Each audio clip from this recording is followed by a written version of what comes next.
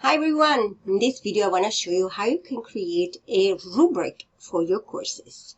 So from the home page of your course, you click on, let me find it, outcome. Now here in the outcome, you can actually set up the outcome of your course, and at the same time you can set up a rubric. So you click on manage rubric. As you can see, I have several already made, but if you click on add rubric, I put a title, and here I have my criteria in which I can do adjust the title or an extensive description. And then over here I can decide how many points total. For instance, I always use 4, so and I can add different column depending if I want to have just 2 scores, or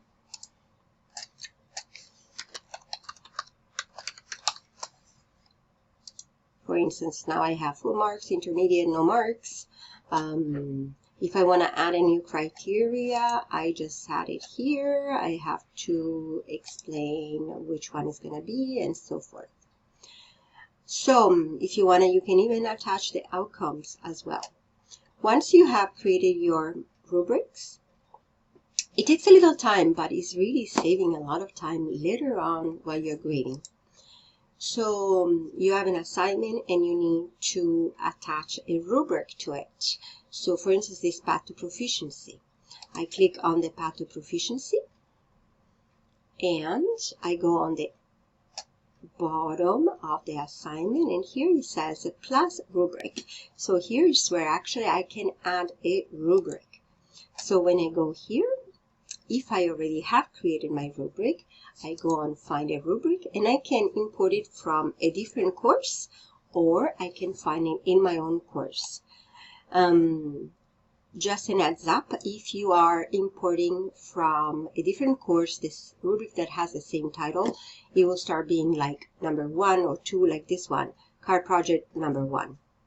So since I already have this rubric in my course, I'm going to find again the same course, which right now is the Spring Semester Spanish 2B.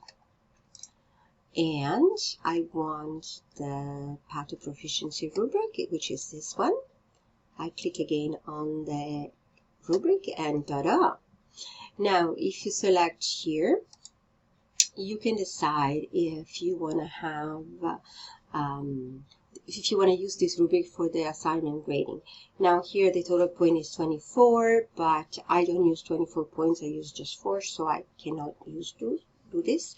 In other case, when I have just 4 columns here and just 1 criteria, I do use the rubric, use this rubric for assignment grading, and automatically it will put the grade that shows here into the grading of the assignment.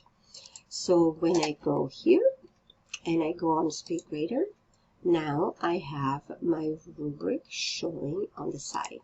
And so when I click on View Rubric, ta-da, I have my rubric right here.